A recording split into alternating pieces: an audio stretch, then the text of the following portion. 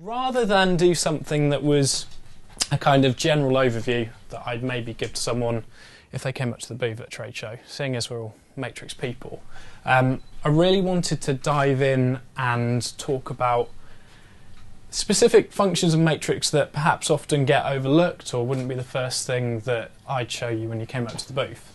Now, you may be able to incorporate some of these into your workflow, and that would be great if you can. You may be able to incorporate one or none, but hopefully there'll be something in there for everyone, because I'm going to cover a bit about tracking and features that can help there, and also about mixing and then some of the automation stuff. So yeah, we'll dive in.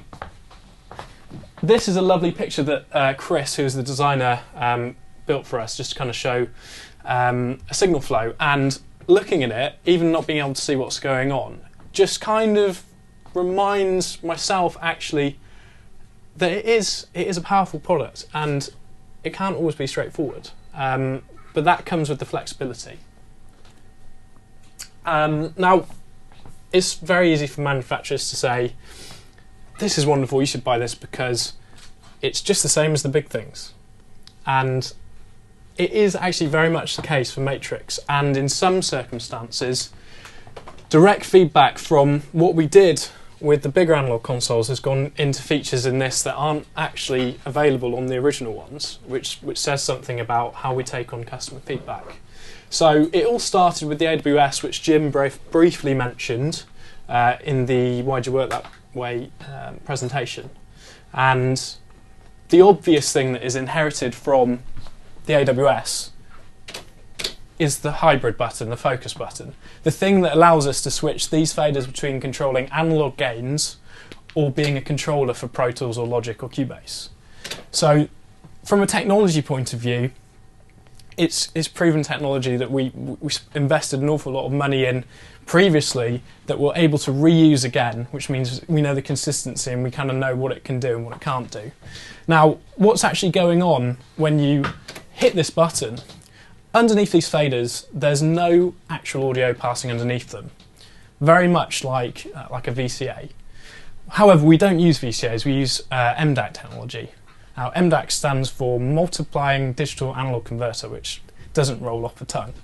But the crucial thing the MDAC technology allows us to do is to repurpose these faders, depending on what the task is. It could be switching between controller and analog side, or it could be switching the purpose of this in analog land, switching between the input and the door return, which we'll get into in a minute. But this is directly inherited from the big consoles, and we kind of haven't changed how it works. Now, the AWS 900, which was the first kind of product in this new generation of SSL things, happened to have 2 inputs per channel strip, very much like Matrix does. Now, actually, the original 900, or what is now the 924, isn't quite as sophisticated, because as soon as people started using it, Jim said it was designed to be a front end for tracking and then a Pro Tools controller, but people started using it like an actual SSL mixing desk. And what people wanted to be able to do was to kind of simultaneously flick between listening to the input and listening to the door or the tape return, however you want to think about it, which was something you couldn't do without actually disrupting the feed to the recorder. Now, that is something that's directly gone into here, and I'll talk about it in a second. After that came the Duality in 2006, which did take on some of these points from the customer feedback. So on Duality, it has a split mode where you can go from being, this fader here is my monitoring my incoming mic level, or I press the split mode and this is now controlling the monitoring the door or the tape return. So that's using that MDAC technology as well. Later on in 2010, we brought out the 948, which had stereo channels and auto monitoring and all the clever stuff. So this product benefited from all of those things. So I've kind of just touched on it already, but this is the first kind of thing I wanted to cover. And this is the input stages on the Matrix. So what we call them on this desk is input and door. And both of these are just 2 sets of line inputs, so each channel can either accept the input, or as I would call it, the mic input, because the whole principle behind Matrix was that the main 16 inputs would be fed by the outputs of your preamps or whatever you got attached to it, and then that you would connect the outputs of your converters from your Pro Tools session into the DAW returns. So if at any point I refer to the input as the mic input and the DAW as the tape input, it's just kind of how I think about it in my head. You have to imagine how foolish we feel when we talk to people about the input. Yes. So the first thing I've got here is a zoomed in section showing the DAW monitor and the auto monitor section. Now, as an engineer, the most important thing I think that you want to be able to do, and well, certainly from my experience, is to at any one point be able to go, right, am I listening to the source, the mic input, or am I listening to what's just been recorded in the DAW return? So DAW monitor was a function, I kind of think of it like the manual mode, and this has a direct relation to the track button, and which lights in different colours, as you can see. So what I've done for means of explanation to make things a bit more obvious is I've connected what will pretend to be our live mic or vocalist, which is an Alan Parsons test tape of spoken word. It's very English of me. Therefore invaluable for assessing the transient response and fidelity. So the GoPro up on the screen if you want to see what it's doing.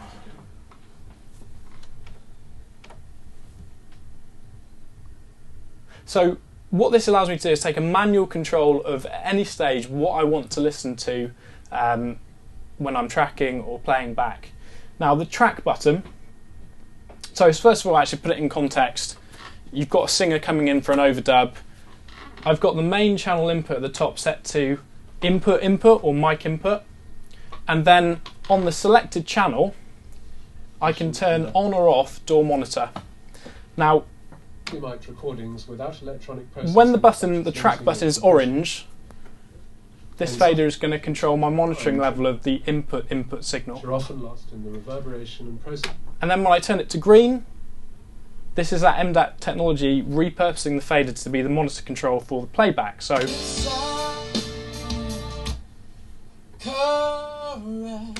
sound check is the definitive audio. now that's nice, but we can actually do, auto monitor allows us to go even further with that and make that an automatic process.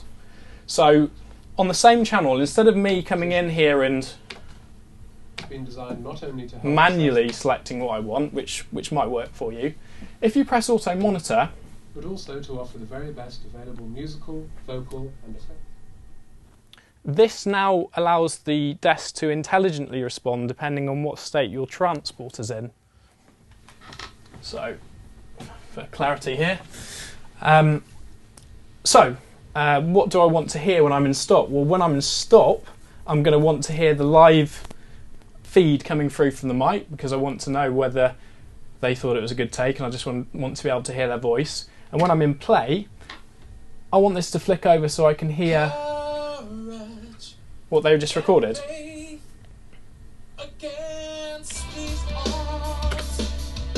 Now, if I put this into punch mode and I record enable the track, Sound recording and reproduction equipment. Best available musical, vocal and effect sources for experimentation and demonstration. so on play I'm hearing the return from what I've just recorded, so I can hear the take. Also, they contain subtle transients which define true high fidelity. And in play and stop I hear their which are voice. often lost in the reverberation and processing of commercial. So I think the best thing about doing it through the desk is it means it's something you don't have to think about. You can kind of do all these clever things with, if you've got direct input monitoring on your sound card, or set up your Pro Tools session so you could copy the track and then put it back so you can hear it when you've stopped. But the whole purpose of this is to focus more on the performance rather than what am I doing in my DAW, and be able to put the DAW into record ready and just have the desk do everything for you. So that's auto monitoring in conjunction with DAW monitor. Now, the next thing I wanted to talk about was Super Cue. which is something, this picture here is the SL4000B, which is in Jim's presentation as well. And SuperQ is a feature as old as this, and it was on the first commercially available SSLs.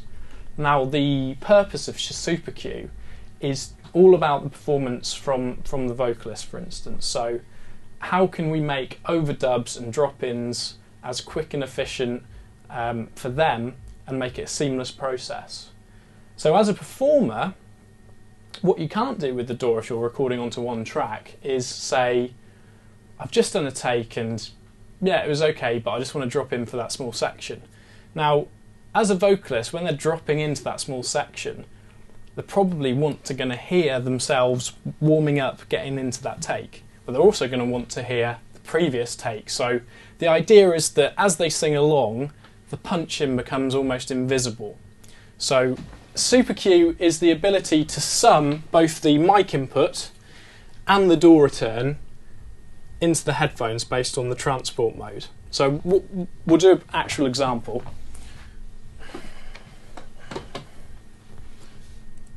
If I just come out of this.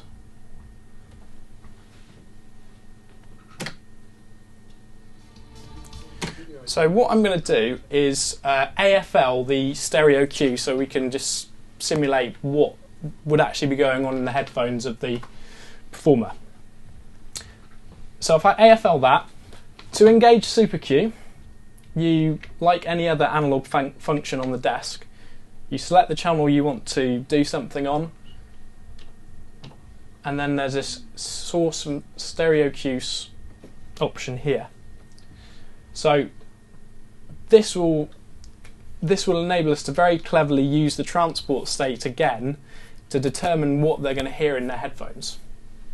So if I just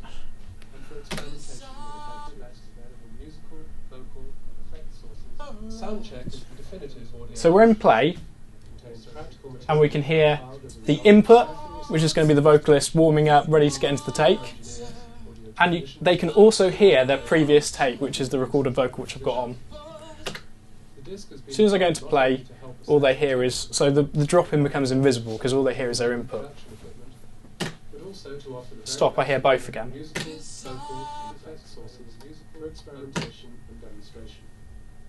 This section contains. So I hope that made sense. That's kind of SuperQ, the ability to sum both the input and the DAW return with the transport to make drop-ins easy.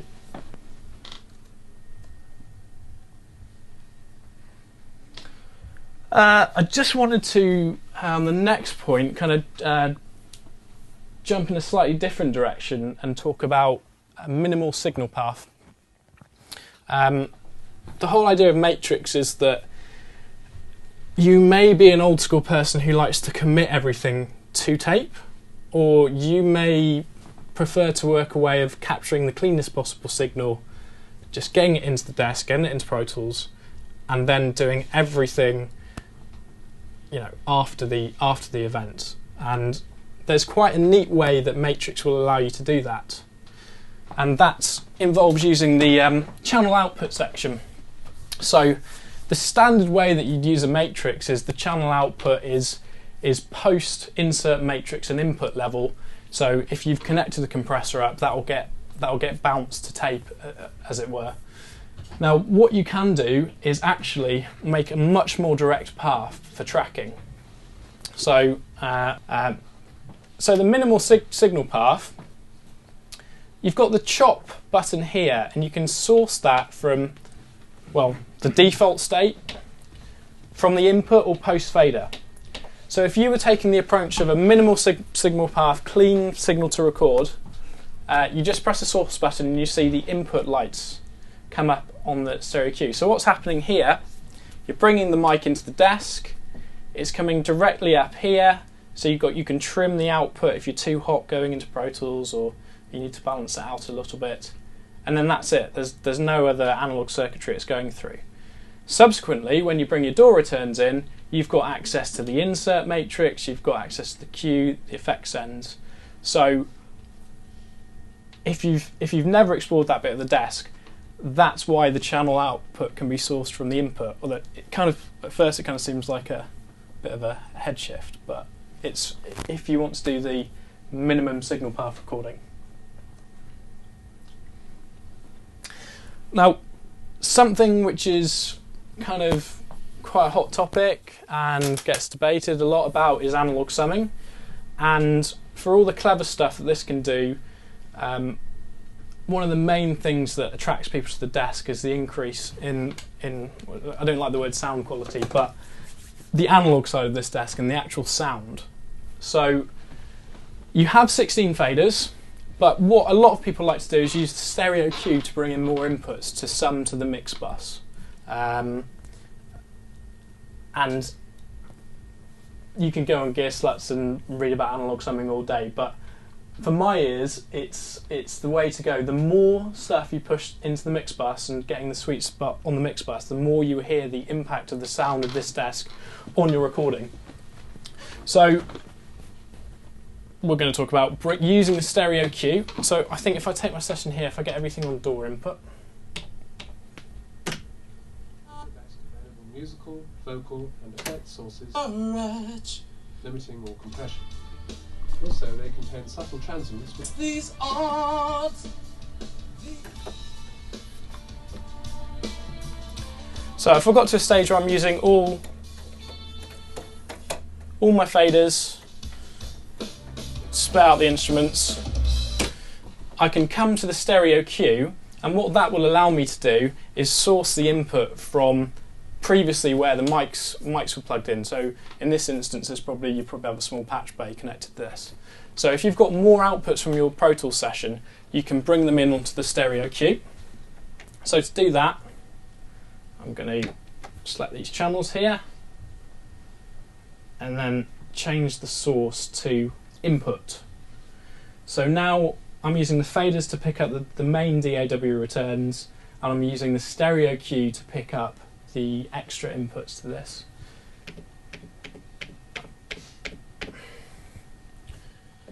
Also, a good thing to know is when your cue pot is all the way up, that is the equivalent of having a fader at 0. And of course you get the pan as well. So you can think of this as your mini small fader if you like.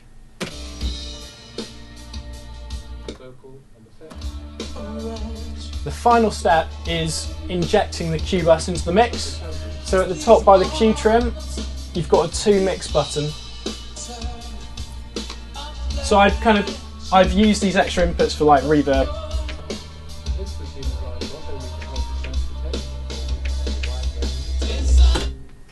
So that's what gets you up to a 32 channel summing thing. If you were using the stereo returns as well, it's a 40 input summing mixer. So that's that really. The last thing I wanted to talk about was the analog automation that's on board, which might be something some of you have got into or not got into. Now, there's a little diagram on here which I appreciate might be slightly small to read. But what I've got is a signal flow of a session, and what I'm trying to explain in this is how automating in the box is going to impact your integration of analog output gear.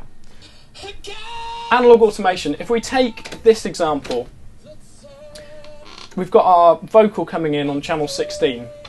Now,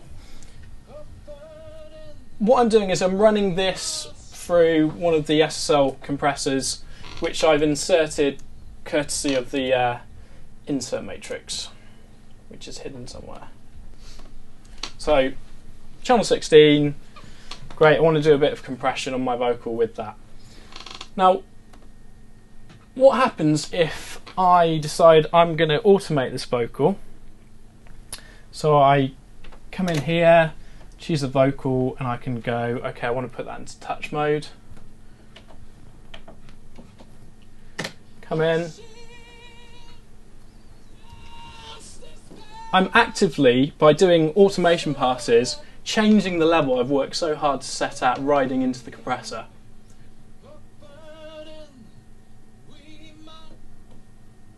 So this was the principal reason behind putting analog automation in, because if you've got all this, I mean, some producers will deliberately ride into that more as an effect more than anything. But by having analog automation, if I jump back very elegantly to the PowerPoint, what we can do is set up a bunch of MIDI tracks to actually be kind of direct fader controls and matrix. And at that point, we're not automating on the track in Pro Tools with the vocal on it, we're using one of the MIDI tracks, and thus avoiding this situation of physically riding into the compression. Now, what I'll do is just quickly run through how you set this up and what you do, and then I'll talk through the two different modes which you can use. So, on the SSL soft key menu, we've got a label called Automation, and in this automation menu you have three options. You have None, Absolute, and Trim. Now, like anything else on Matrix, you select the channels you want to apply this mode to with the analog select button, and then you come over here, and what you'll notice at the top is that the automation, there's two lights here.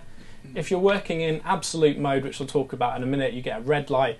If you're working in trim mode, you get a green light. I'm going to put everything in trim for now. Now, I've set up a screenshot here to jump over to these MIDI tracks. So these MIDI tracks are going to allow us to automate the analog gains of the desk directly.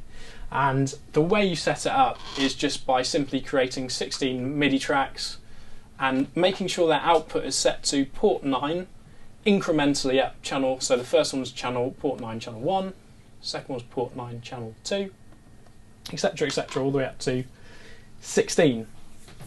So once you've got that set up, flick over to my door focus. I'm looking at a load of labels that say MIDI 116. So the first thing I'm probably going to want to do is come in here and relabel MIDI 16 to be vocal. I've already given that a name, so I'll call it vocal A. So now I'm looking at my analog faders, if you will. So what I'm going to do actually to start with is put this into absolute mode. So if I select everything and put absolute. Now, fingers crossed, I'm going to play and be able to automate the analog levels via the MIDI tracks on here. Right. So there you go, apart from we've got this extra stuff coming in the queue. So I'll get rid of that. So now, the MIDI tracks are controlling the analog gains directly. We are in absolute mode. So another question's got to be, what's the difference between absolute and trim? The difference is when you're in absolute, the analog faders literally have no impact on the sound. I've just pulled them all down and nothing's happened. This is because the matrix is only directly responding to what you're sending on those MIDI tracks. Now, the actual, probably what I think is the more useful mode is trim. And the reason for that is this. If I select everything and put it in trim, they do start responding to the analog focus mode. So the idea of trim is that whatever you've got going on here is added together with what you've got going on your MIDI faders. In reality, what this allows you to do is to do a mix with everything at 0,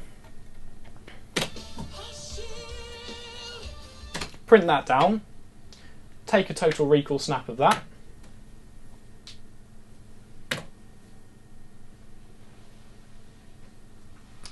then you get a call to say, can we have the vocal up mix?